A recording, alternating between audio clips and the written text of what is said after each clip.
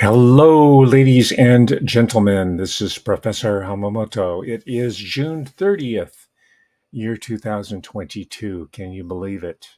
We're at the end of the month.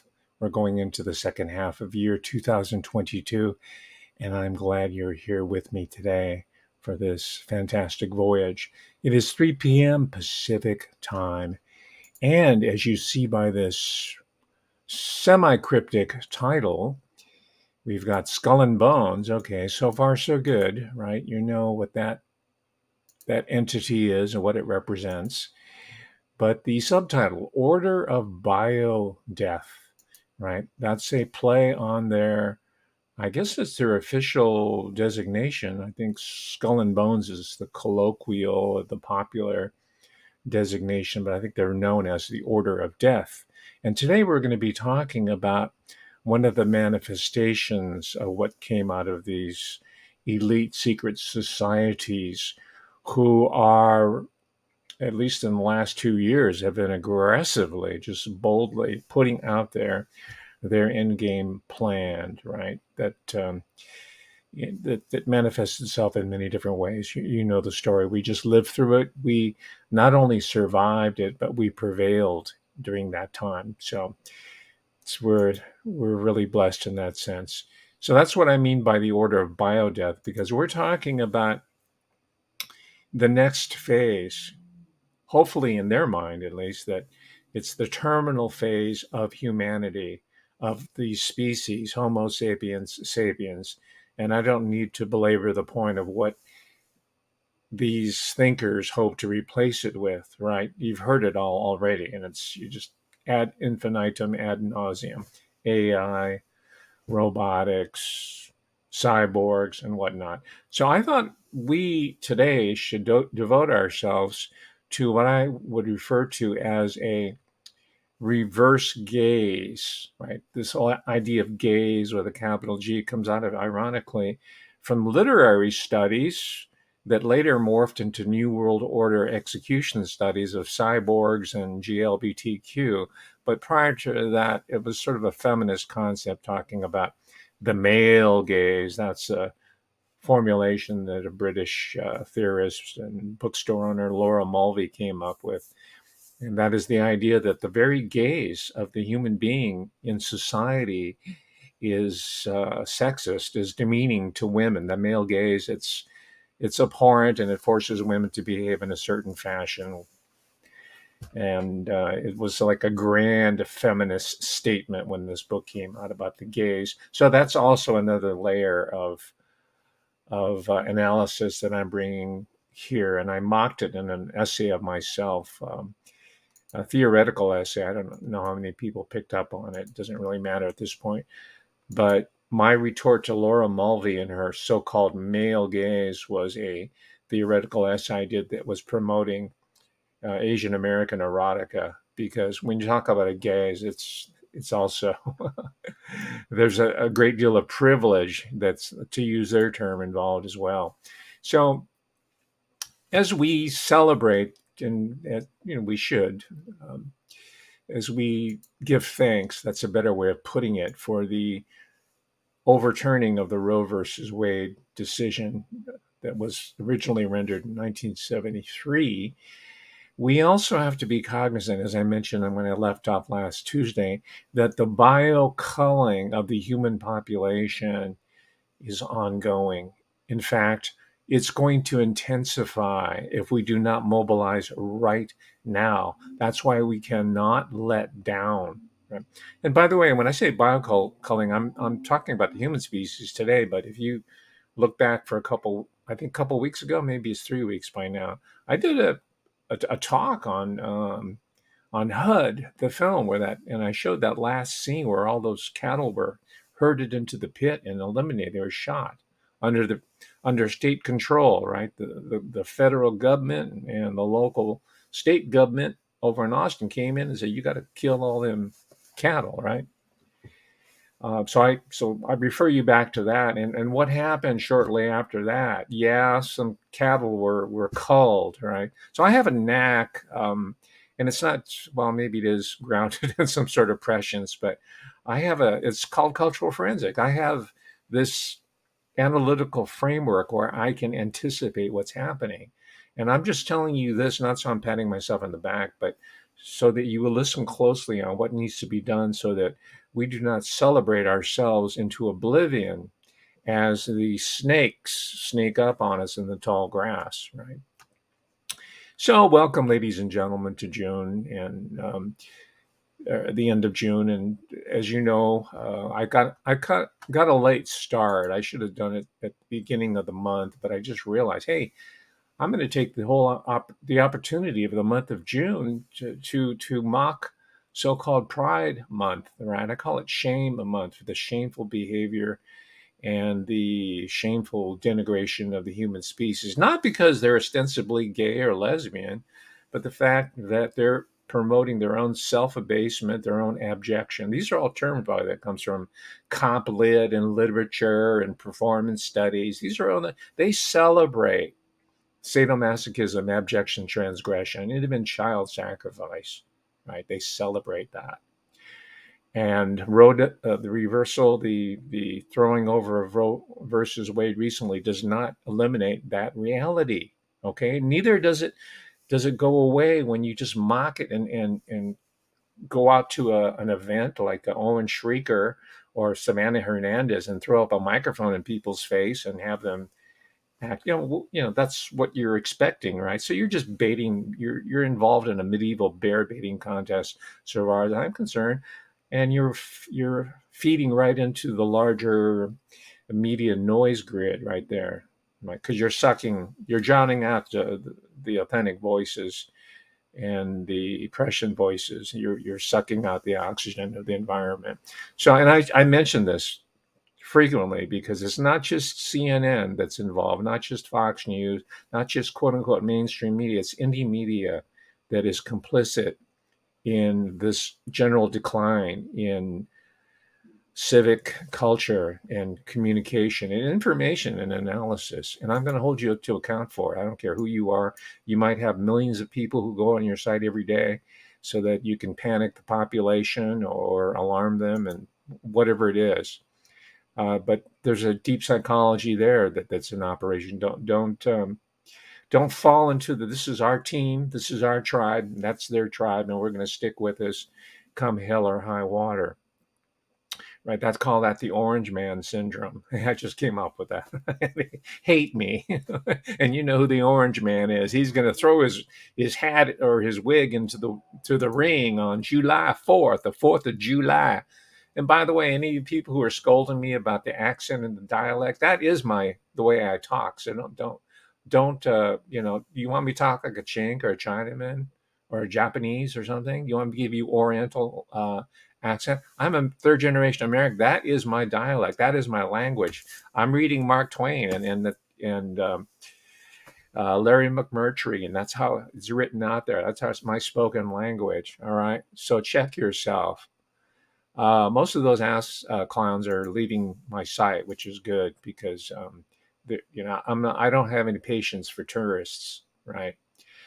You know that I know, and nitpickers, and that's why I mentioned comp lit. Someone said, "Hey, aren't you nitpicking by denigrating comparative literature?" And you're studying literature. Yeah, I'm studying literature, but not from the capital C, capital L comp literature academic style, because they're all into GLBTQ, self-abnegation, GLBTQ, critical race theory. They've all been bought out by that, and I'm going to issue another warning to all you grad students who are in those areas. Your world is over.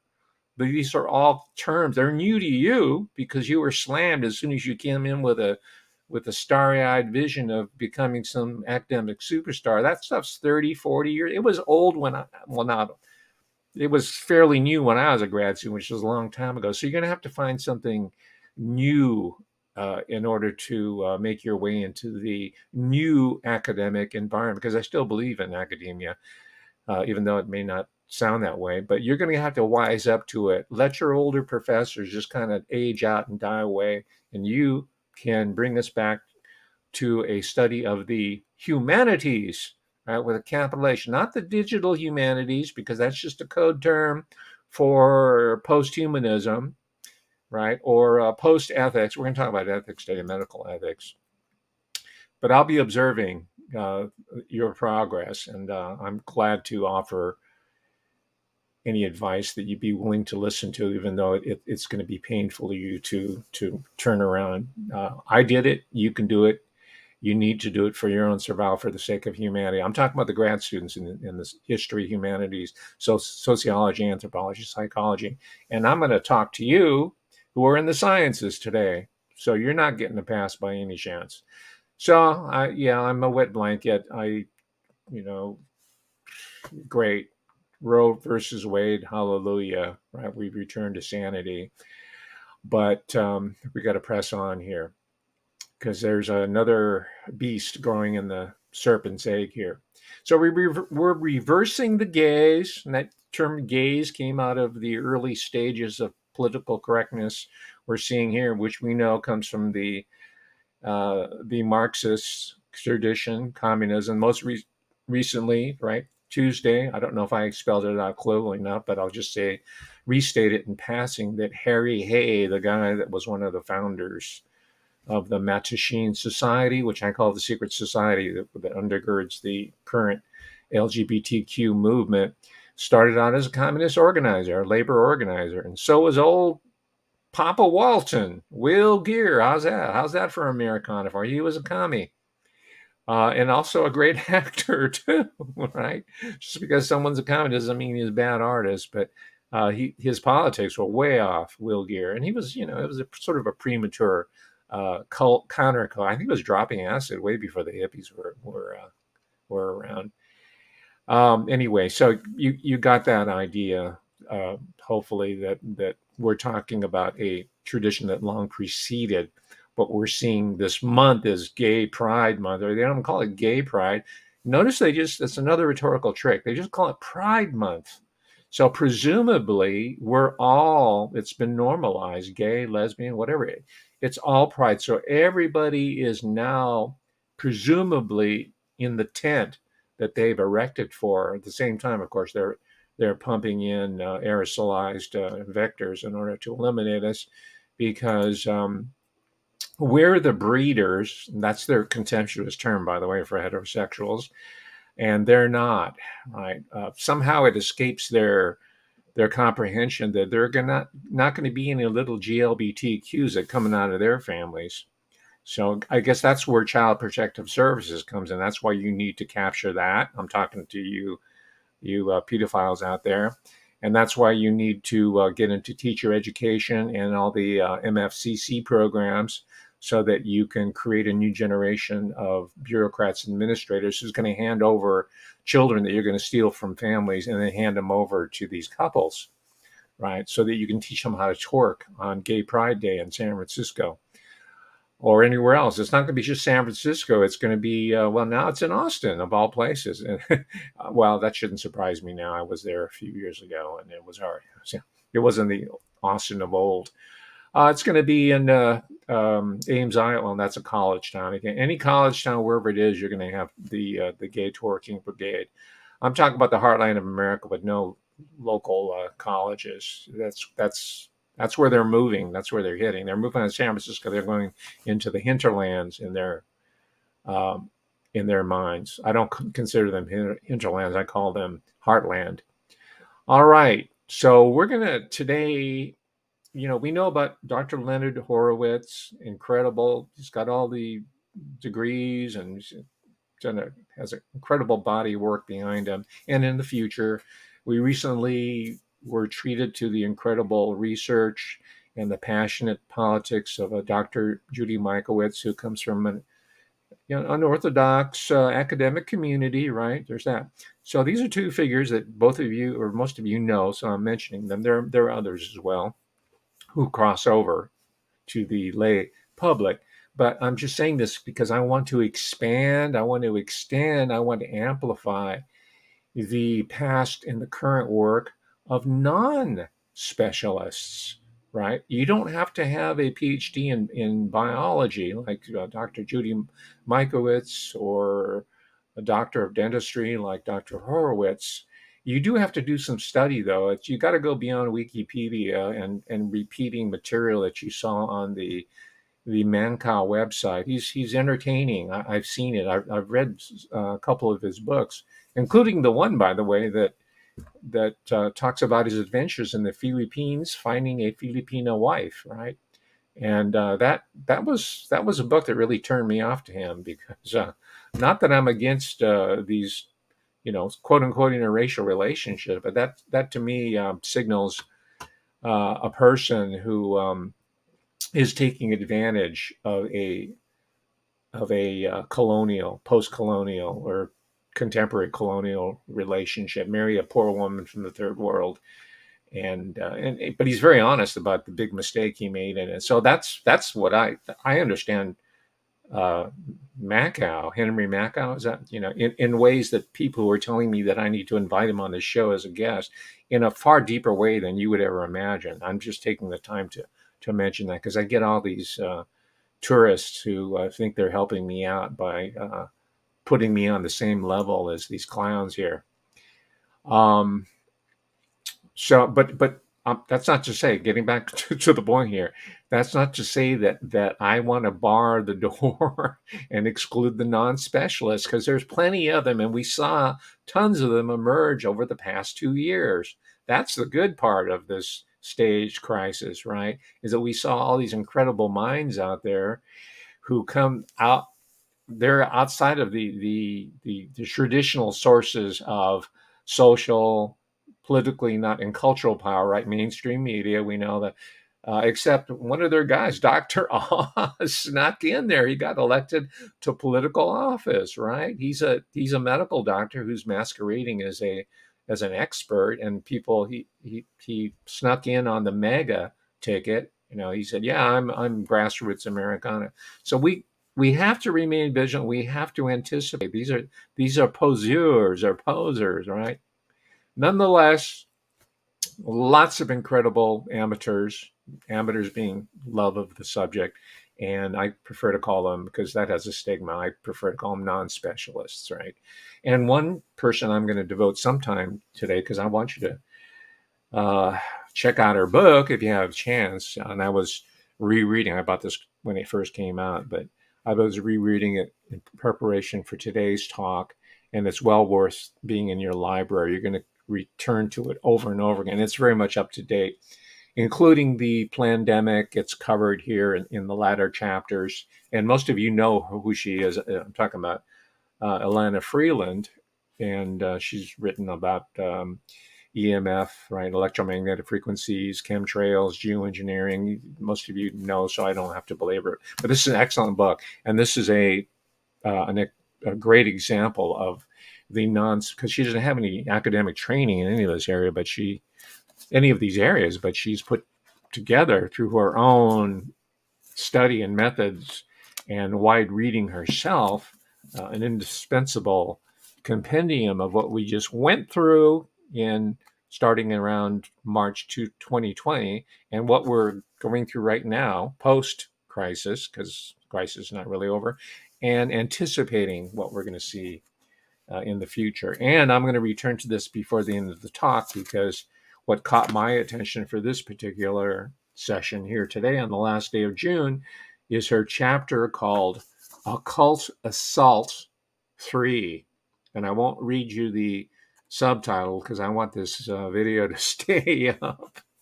Although maybe TubeU has given up on that, at least for now. But it's chapter 14, because and I agree with her. I think what we've just emerged was a mass occultic ritual, and more specifically, because anybody can say that, right? But more specifically, and she doesn't go into this. This is me. I don't want to drag her into my my speculative excesses, let's call it, or hypothesis, if you will. But my feeling is that we have just emerged from a Crowleyan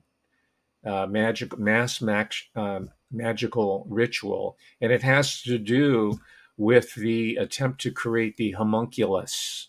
Right, I'm finally getting to the subject of today, the golem or the homunculus, because I left off last Tuesday talking about how while we're laughing about these rainbow colored people here with who are pissed off that Roe versus Wade was thrown over, while we're laughing and putting microphones in their face, thinking, not really thinking, they know they're not going to get any rational kind of feedback.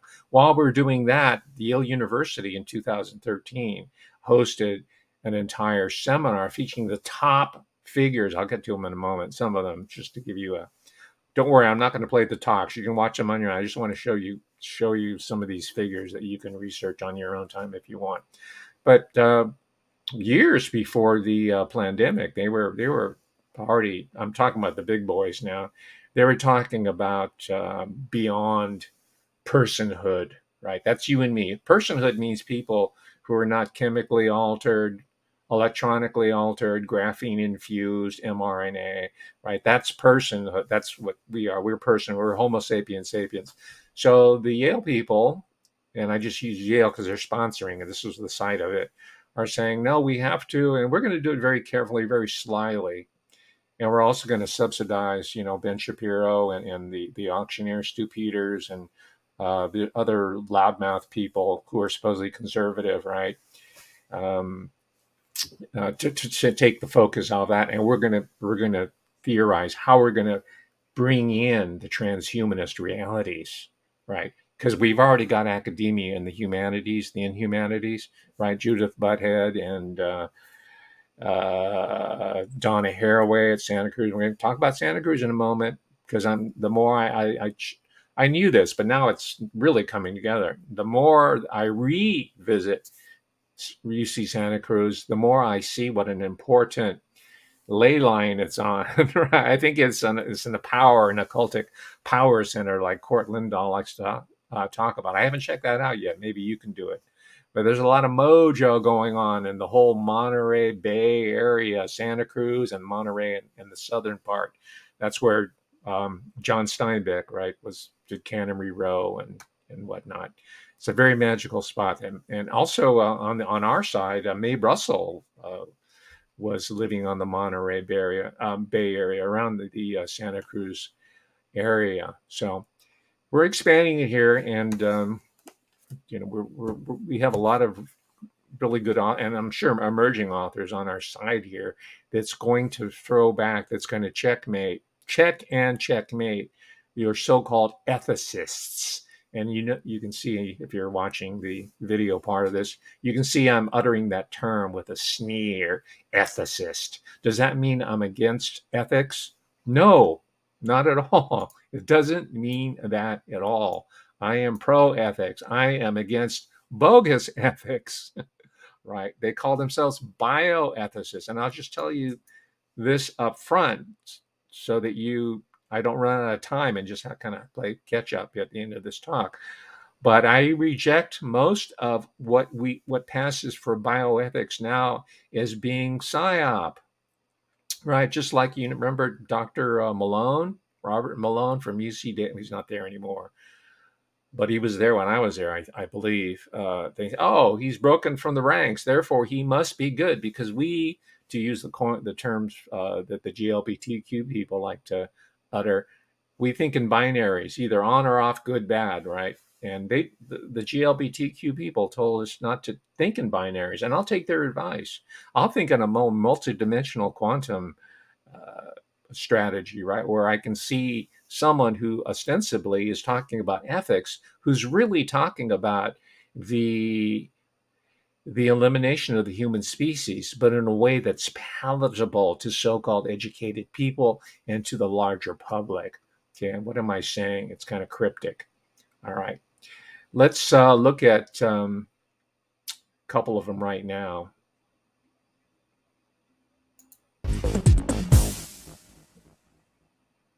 That's a long way of saying. Oh, you see here? This is the Yale conference in 2013 that I was talking about in New Haven. Look at the title, Personhood Beyond the Human. And I looked at the whole roster there, and it was headed by the chief. He calls himself a public intellect. I don't know what his bona fides are. It doesn't really matter. But his name's Peter Singer. And I heard about him years ago. I've even read his book about animal liberation.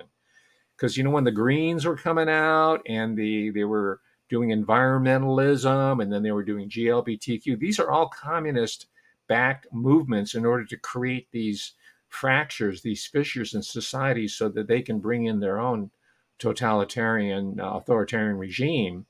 The science based early communism, by the way, was very technophile. It was an early technocracy, right? People forget that. A lot of that has been critiqued later in the 60s, but it has a really strong robotic AI post-human thrust to it. So one of the people who emerged, and of course he's a part of the larger British Empire, Five Eyes. I think he's from Australia, and I think he teaches at Princeton, which of course is a British institution, right? Princeton, House of Orange, the Orange Tigers, right? Church of England, right? T.S. Eliot came from? No, T.S. Eliot was a Harvard guy. A very important globalist institution. So here's Peter Singer. I'm not going to bore you with his talk, but I just want you to get a little bit of the reality of what Peter Singer. Oh, I didn't finish my thought. First, he was advocating animal rights, right? And that's where your vegetarians and your self-righteous vegans, who are in abundance now, the soy boys, they got their ideas that they have to practice an ethical eating strategy. So they were no longer going to eat meat. Do these people, these so-called ethicists like Peter Singer, really care about animals or human beings or about vegetarian? No, they don't. But they have this ethical overlay over what is, in essence, an exterminationist. Call it eugenics if you want. I'll just call it exterminationism. They have that at bottom. And here's your Singer here. That's a long way of saying that by any standard, we are lucky enough to have with us tonight one of the world's leading public intellectuals. He's made field-defining contributions certainly to animal ethics and also to biomedical ethics, and important contributions in environmental ethics, the ethics of food, political ethics, and more broadly in ethical theory. Peter was the founding president of the International Association of Bioethics, and with Helge Kuse, the founding co-editor of the journal Bioethics. And outside of academic life, he's the co-founder and president of the Great Ape Project, which is an international effort to obtain basic rights for chimpanzees, gorillas, and orangutans. And he's the president of Animal Rights International. We could not be more privileged. So, Peter, welcome, and thank you for being here.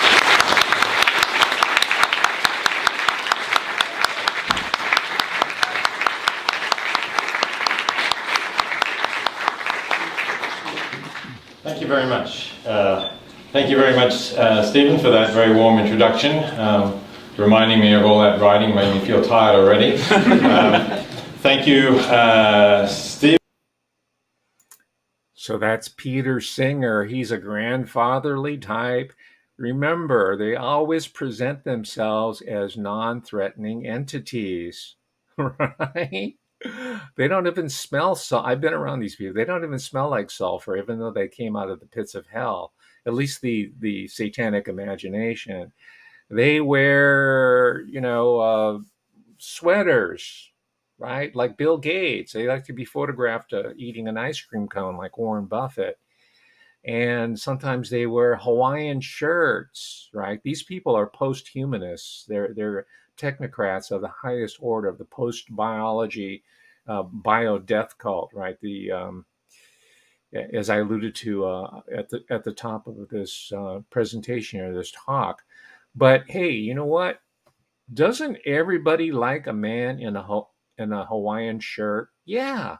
If you want to make people happy, put a smile on their face, wear an aloha shirt. Go out there, go to a demo, wear a Hawaiian shirt. Everybody loves it because there's such great associations there. And I'll demonstrate what I mean in a moment. Well, let's do it now. Let's talk about this guy over at UC Santa Cruz, who's the big honcho of that franchise. And as you learned from last Tuesday, that's where the Human Genome Project was initially bruited about and workshopped. So now they have an entire research center in humble UC Santa Cruz on the Monterey Bay, which was also the murder camp I I have to say that again. I'm sorry for being repetitious. Also, the serial murder capital of the 1980s. I shouldn't be laughing because real human beings died, but the irony of it, of course, hopefully is not lost on you either. So here's one of those psychopaths in an aloha shirt, right? Just like the avuncular, the grandfatherly Peter Singer, who's very quick with a laugh. They're very nice. They're ideal dinner guests. They're really inoffensive, and they wear soft-soled shoes. Oh, wait a minute. This is not it. This is somebody else. Let's go to UC Santa Cruz here. Talk, and they're talking about their research center. Check it out. It's a whole University of California promo piece. It's really interesting, and I know people down there, of course. In 2000, UC Santa Cruz made history with the Human Genome Project. Thanks to a team of bold scientists led by David Hausler, the first human genome was published to the internet, establishing free access for everyone, forever. Today, we are focusing the power of genomics, collaboratively, openly, and ethically, for the benefit of both the individual and the planet. Given the extraordinary capacity to sequence DNA today, we are inspired to imagine even greater achievements beyond the Human Genome Project in nature, in technology, in ethics, and in health. Humans are the stewards of the Earth. To be responsible stewards of life, we must start by understanding it. We are the UC Santa Cruz Genomics Institute. As fellow stewards of this world, please join us in our mission to unlock life's code. In 2000, There you UC have it, Santa ladies and gentlemen. Do you believe that BS? No, the people who are watching are smarter than that. But a larger public who hasn't really been clued in to what is in store for them are going to watch this and say, "Oh yeah, I want you to apply to UC Santa Cruz because that's the wave of the future, genetic engineering. There's no stopping it, right? Just like the big IT boom back in the 70s, right? I don't think I have the video of the guy, but anyway, there's the head of that genomic institute is wearing a Hawaiian shirt, and he's introducing himself into the whole transhuman parent. He doesn't call it that, of course. The whole transhuman future, wearing, smiling brightly and wearing an aloha shirt, just as he's been trained to do. Remember, even Hitler went through training through dramatists and actors, voice actors, and hypnotists. All these, and they call it by different names these days, but all these people that you're seeing at these talks have been through neurolinguistic programming or EST, right? Now it's called the Werner Erhard talks. He's an important figure in these circles here in training people how to appear convincing while you're teaching them how to walk into the cattle slaughter pen, right? The kill and flow, as who was that? That great singer, that blues Skip James, yeah. Hard Time Killin' Floor, 1928. Check it out. It's a really haunting tune. All right, let's take a look at some other. First, let me give some props to some of these outsiders. Let's say independent journalists that we've been building on it. They're influential in my work as well, right? And they came outside of the institution, and we're going to see more of that. We're already seeing more of it. Let's see. Oh, too quick. Okay, this book, I had to find it on the used market. It was published back in 1978. John Lear, and I knew John Lear from talking about other, quote unquote, woo-woo topics, and I didn't realize this is one of his early works here. I didn't have time to double check, but I recall something about him being related to the Lear jet family, that John Lear. So you have to check on that. If anybody knows, that's a comment that I would appreciate if you could let me know, or I can find it myself. So we're building on the backs of giants here, standing on the shoulder. This one here is more mainstream, but this is a person who was there at the creation, so to speak, right? 1974 to 1984, science, politics.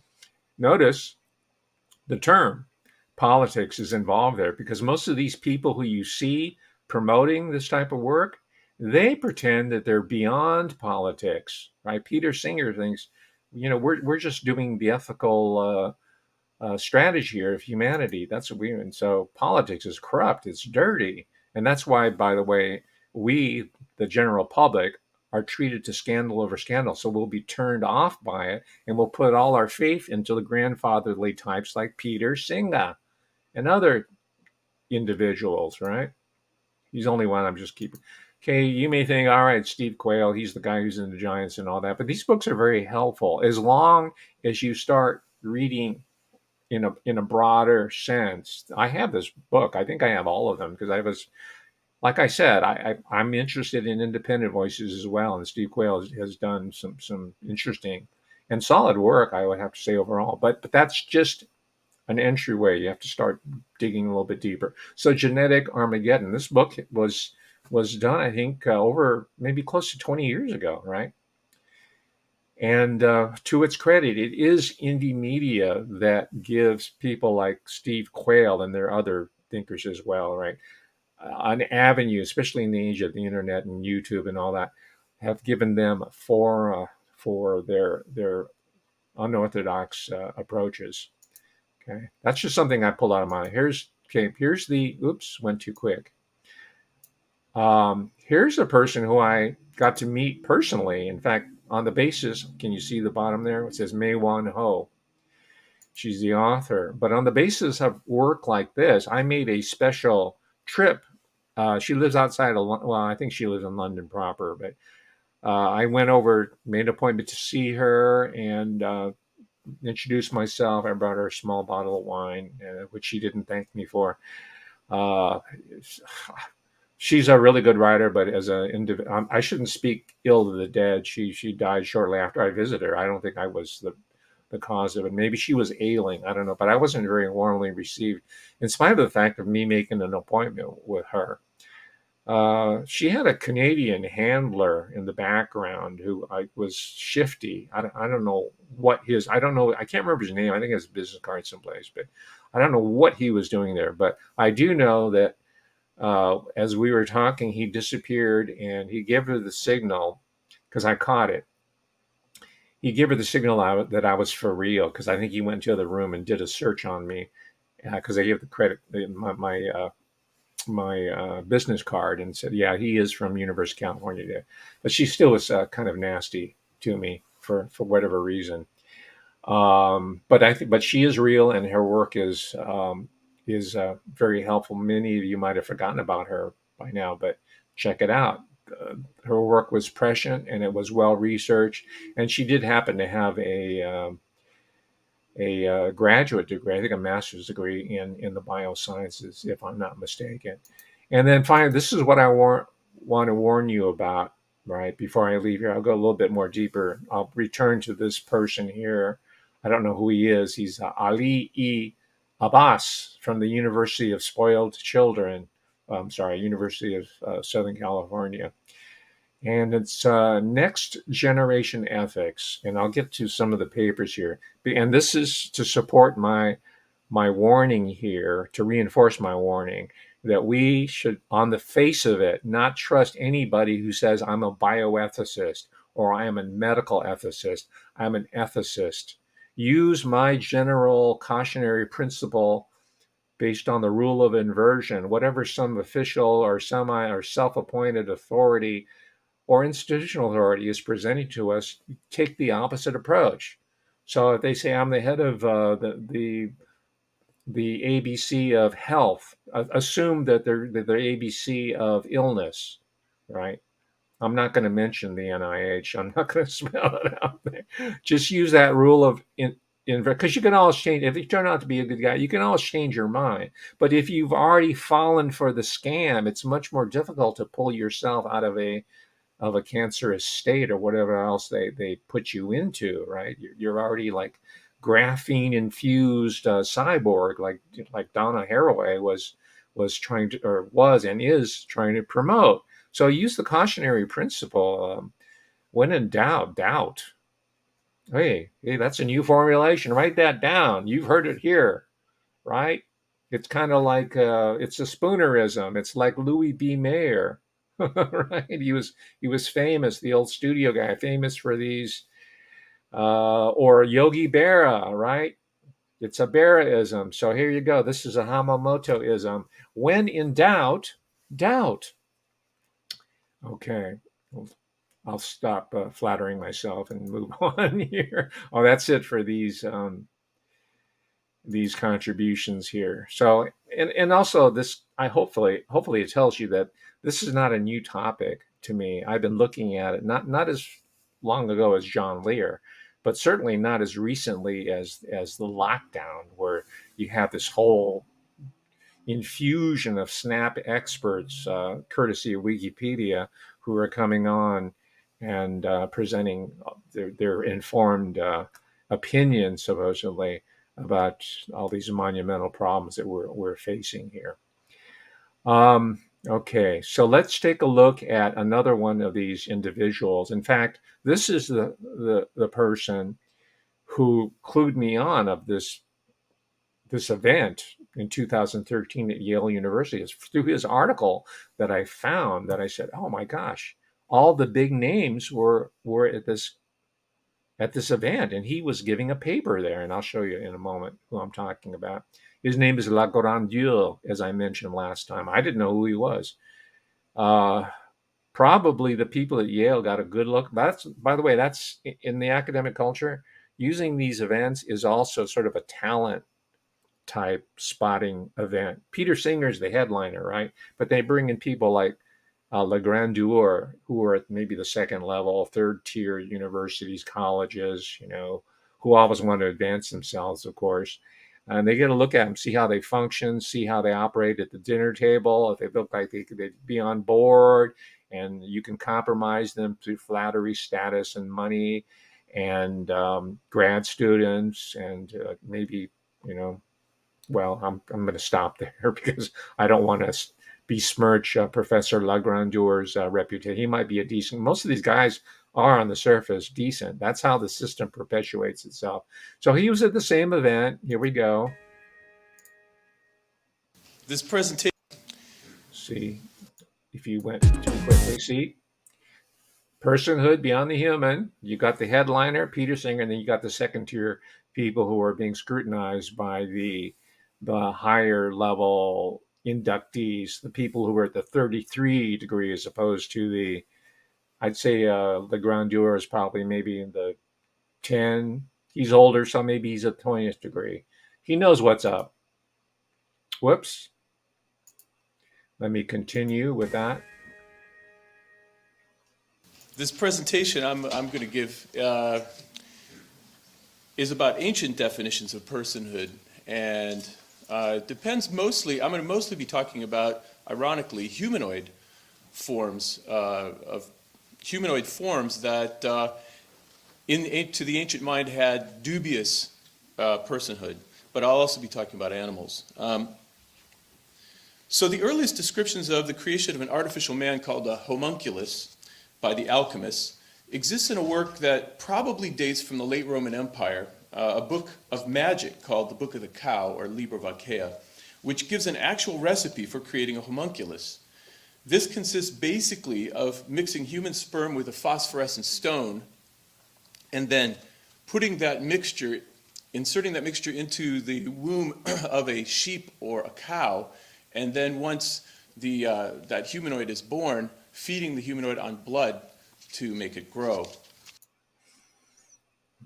So this is based on late medieval, early Renaissance science, and these are magi. These are occultists here, and this is also gives you an idea where the genesis of these rituals of the GLBTQ occultist practice, because this is the mixture of cow manure.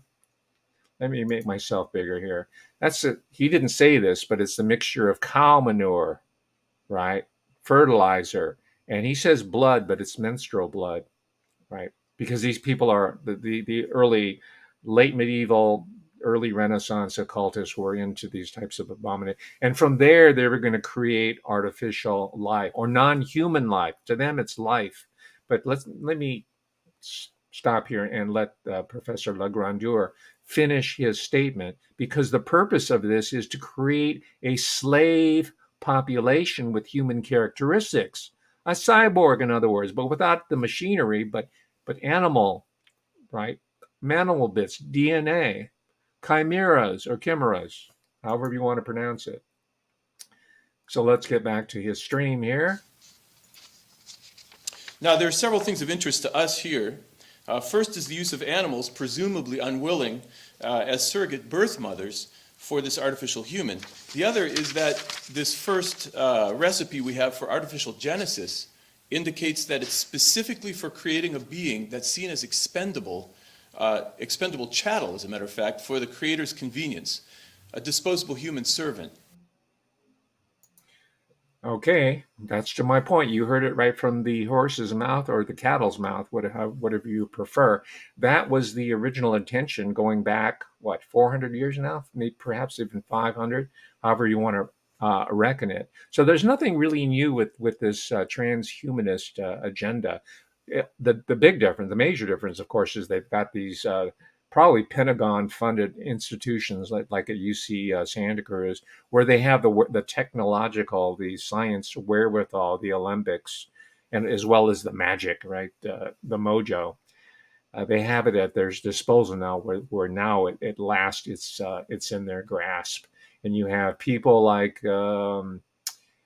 Craig Venter, who were elevated as these personalities, these superstars of science. And by the way, you have at the secondary tier, you have like what's his name, Neil deGrasse Tyson, and Bill Nye, Mr. Science, who's, I think he was a comedian. He's not really a scientist, but deGrasse Tyson is. And then they're on PBS and they're promoting on and on. And they probably show up on Sesame Street and whatnot. So let's have a look here at our friend Craig Venter. Oh, I'm sorry. I already did that. Let's see here.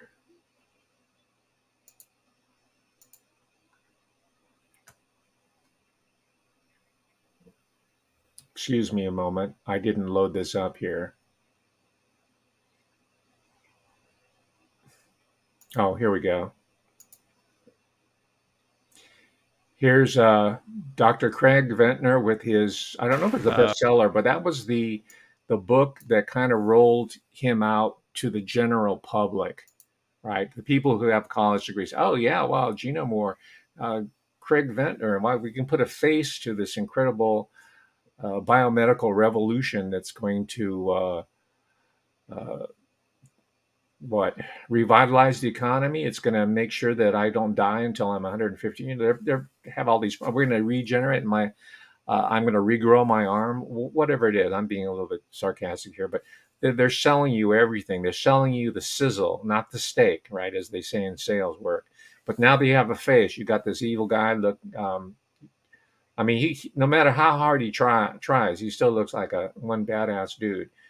And he comes from South. Again, he's one of them Five Eyes people. So you see these patterns right over and over again. You say, okay, this is a British operation. So let's take a look at Dr. Craig Venter. And I think I don't know what institution he's at, but he's at one of the major ones. He's also supposedly a public We're here intellectual. today to announce the first synthetic cell, a cell made by starting with the digital code in the computer, building the chromosome from 4 bottles of chemicals, assembling that chromosome in yeast, transplanting it into a recipient bacterial cell, and transforming that cell into a new bacterial species. So this is the first self-replicating species that we. There's the key phrase for you, ladies and gentlemen. This is how we're going to build the goyim, the cattle, the golem, right? The homunculus. It's called a self-replicating species. right? That's why you're hearing, let me make myself a little bit bigger here. That's why you're hearing a lot about self organizing machines and nanotechnology. And that's why NASA is invested heavily in this technology, because you think, oh, it's going to be like 2001 Space Oddity, where, a HAL or Keir delay with the assistance of HAL, which stands for IBM, right? Is going to be shot into space and conquer the galaxy. No, they're not going to send human beings. They're going to send bacteria up there, right, for space colony. They've already thought this out. NASA is very much involved with Craig Venter, as we'll talk about in a moment here. So self-replicating entities, these people out themselves, right? But we have to know what to look for. We've had on the planet whose parent is a computer. It also is the first species to have its own website encoded in its genetic code. But we'll talk more about the watermarks in a minute. This is a project that had its inception 15 years ago. When our team, we called the Institute Tiger, were involved in sequencing the first 2 genomes in history. We did Haemophilus influenzae, and then the smallest genome of a self-replicating organism, that of Mycoplasma genitalium. And as soon as we had these 2 sequences, we thought, if this is supposed to be the smallest genome of a self-replicating species, could there be even a smaller genome? Could we understand the basis of cellular life at the genetic level?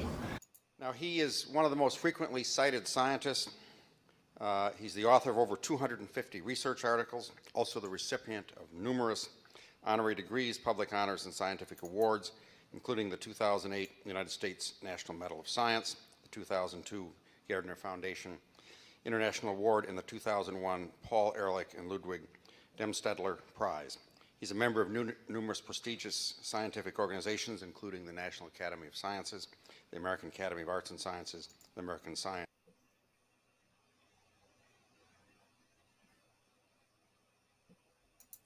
Okay. How it got there. Yeah. In particular, the I DNA in your genome, $100 million just for the sequencing. Keep quiet, Professor. I'm speaking. I had to show you the guy in the Aloha shirt. I couldn't end this talk until because again, you got to look for the guy that's wearing the clown suit, right? Like John Wayne Gacy. That's how we got all his gay victims into the basement of death and played the little handcuff game. He dressed up as the killer clown. So here's a killer clown for us here at UC Santa Cruz. And by the way, Venter comes out of UC Santa Cruz. He was there at the inception, and he's their front man. Most of the work is, of course, done by Chinamen, right? Just like in the railroad days of California, when the Chinamen built the infrastructure. Right, the Chinamen also built the internet infrastructure, and the Chinamen are also building the new railway to the post-human world. So, but they got the white guy, Craig Venter, who does the front deal there. Okay. I can guarantee he doesn't spend much time in lab. Neither does Robert Malone. How do I know? I go to these places. I walk in there, and it's not full of either they're Indians or Chinese. So let's cool it with the Chi-Com talk, right? Here's the killer clown here.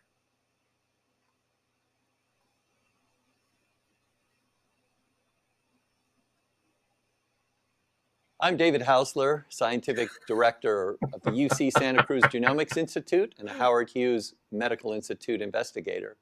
It's my pleasure to be able to speak to you on great questions in biology. I want to have you imagine that you just got your genome sequenced. Now, when we sequenced the first genome in the year 2000, it cost about $300 million just for the sequencing reagents and activities, but nowadays it's a couple $1,000. So let's assume you went out and got your sequence done. Now looking at that, it may be hard to interpret, but it's got to be a moving experience to look at that DNA sequence and think about how it got there.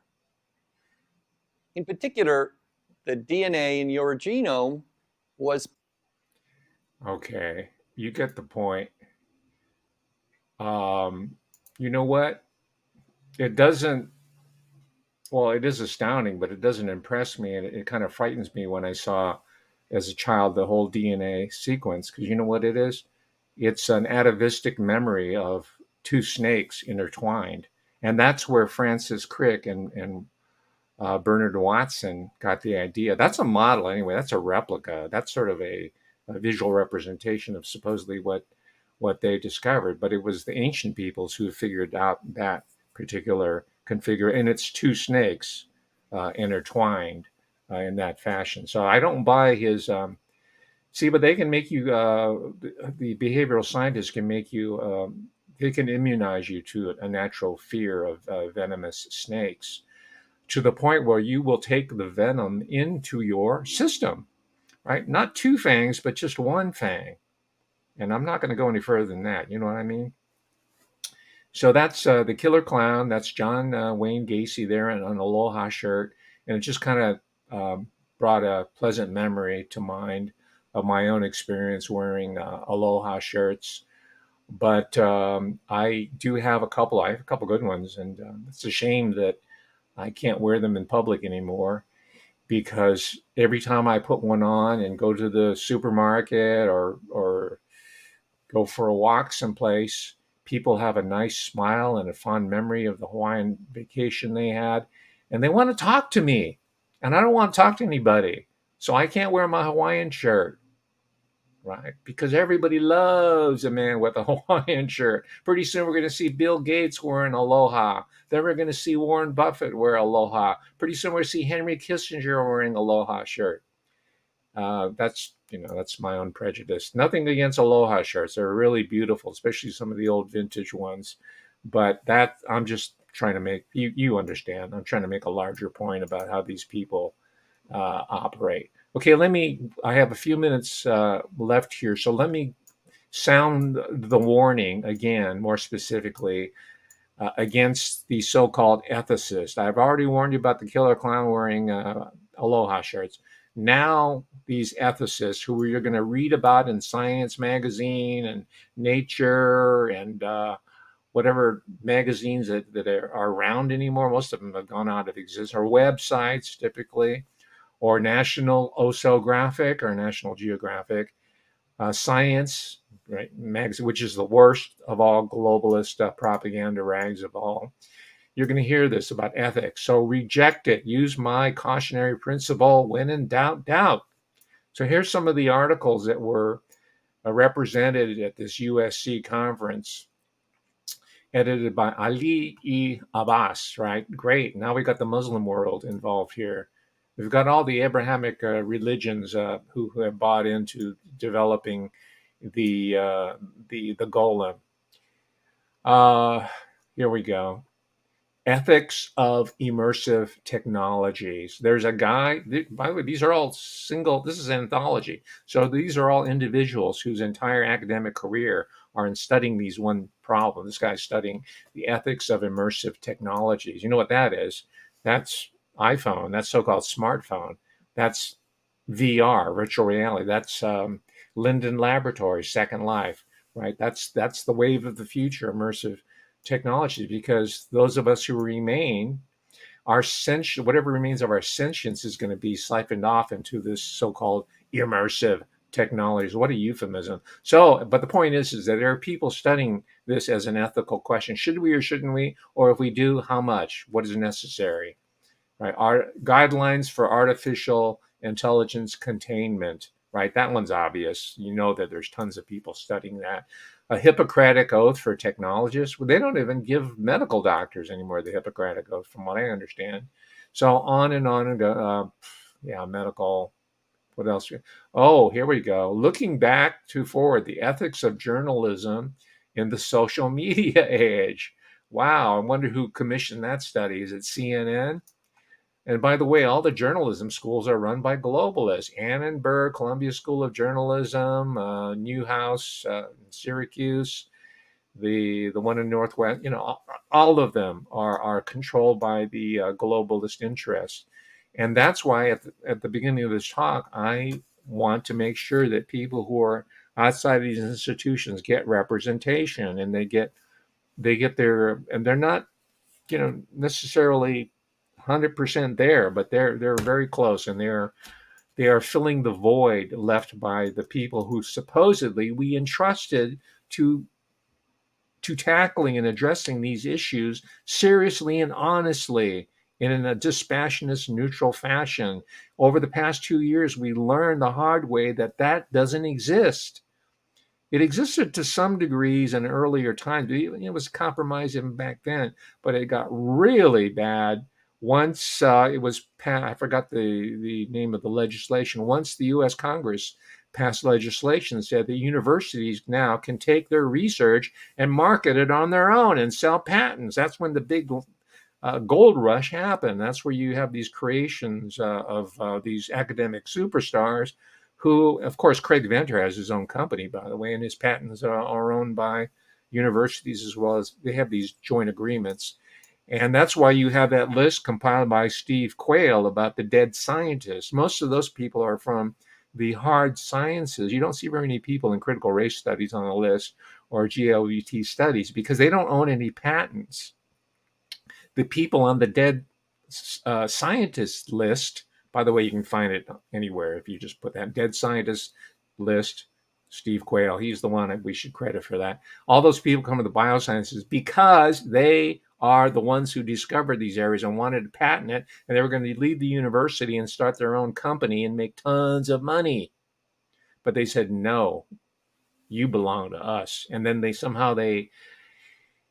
jump off a bridge, or they're found dead in a parking structure, or all kinds of ill-fated accidents occur. Anyway, you get the idea. I've run the gamut in a very superficial fashion, I must admit, about what we need to be on guard of or for. I'm having prepositional ambiguity here. We know what to be on guard against, okay, in the wake of the reversal of Roe versus Wade. We have to be ever more vigilant because Chief Justice Schmo, forgot his name. He's the guy that's compromised. Maybe that's why I don't want to utter his name, but Clarence Thomas, he's a friend of ours. He's a supporter. We love him. And Justice Alito, who was the intellectual force behind the reversal of it, they don't have time to read this, and all their clerks come from law schools, and those law schools are already filled with bioethicists who are on board with the New World Order, the transhumanism.